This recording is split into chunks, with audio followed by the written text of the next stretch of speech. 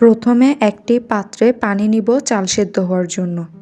আর পানি গরম হয়ে গেলে আমি স্বাদমতো লবণ দিয়ে দিব। লবণটা অতি অবশ্যই একটু বেশিই রাখবেন যাতে চালগুলোর মধ্যে লবণটা খুব ভালোভাবে অ্যাবজর্ব করতে পারে। দিয়ে দিলাম তেল। তেলটা দিলে ভাতটা ঝরঝরে হয়।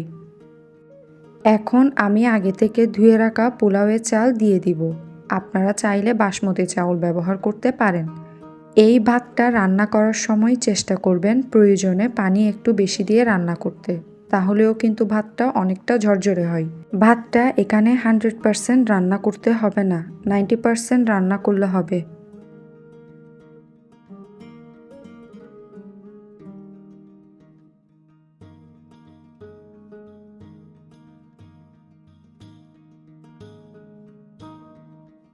চালগুলোকে একদম সাদা করে নেওয়ার জন্য দিয়ে দিচ্ছি লেবুর রস।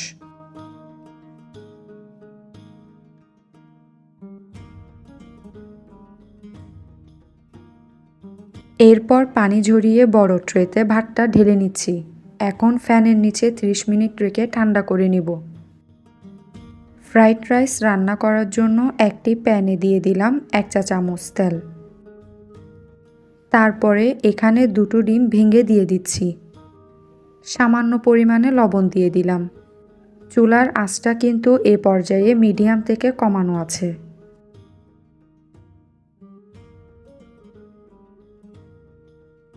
ডিমটা এভাবে ভেঙে ভেঙে ফ্রাই করে নিব।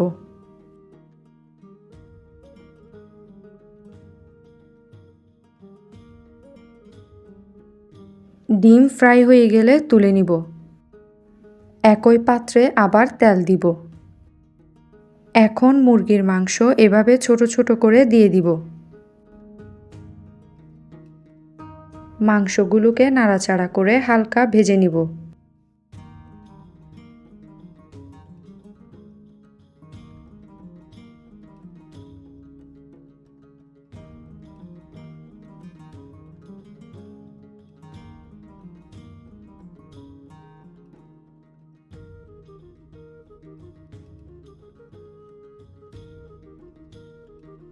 এখন আদা রসুনের পেস্ট দিব।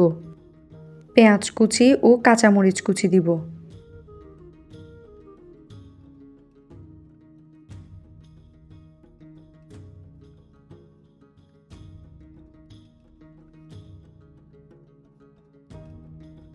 এরপর হাফ চা চামচ লাল মরিচের গুঁড়া দিব।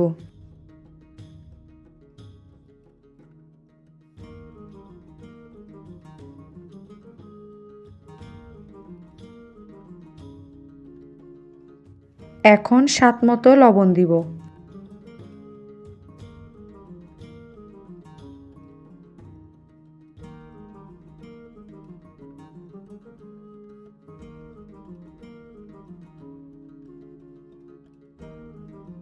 ফ্রোজেন করা গাজরকে এভাবে কুটে দিয়ে দিব।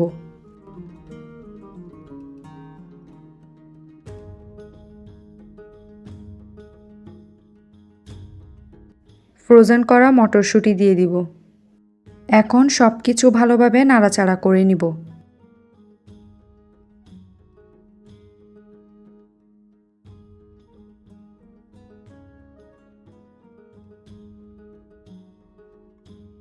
সবকিছু ভালোভাবে সেদ্ধ হওয়ার জন্য ঢেকে দিব।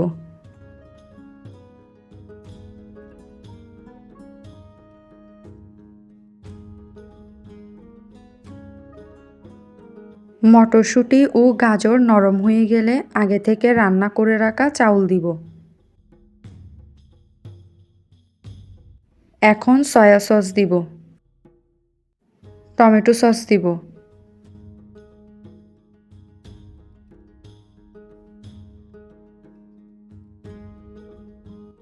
কালো গোলমরিচের গুঁড়া দিব।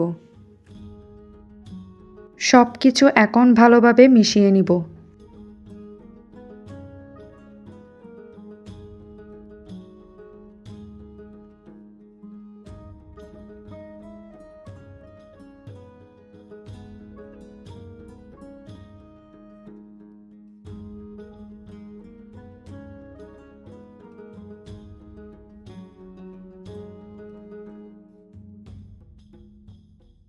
আগে থেকে ফ্রাই করে রাখা ডিমগুলো দিয়ে দিব।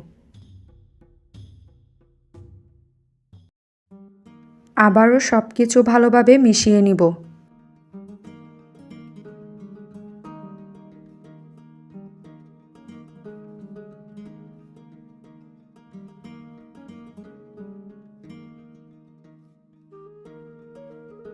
এখন ম্যাজিক মশলা দিব স্বাদের জন্য।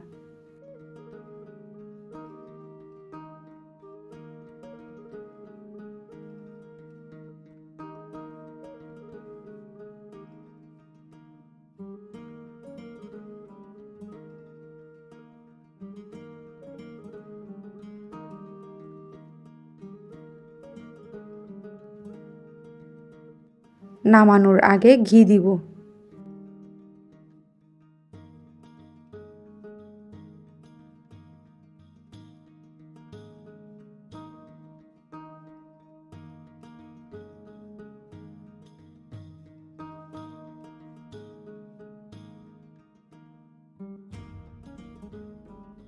হয়ে গেল মজাদার ফ্রাইড রাইস।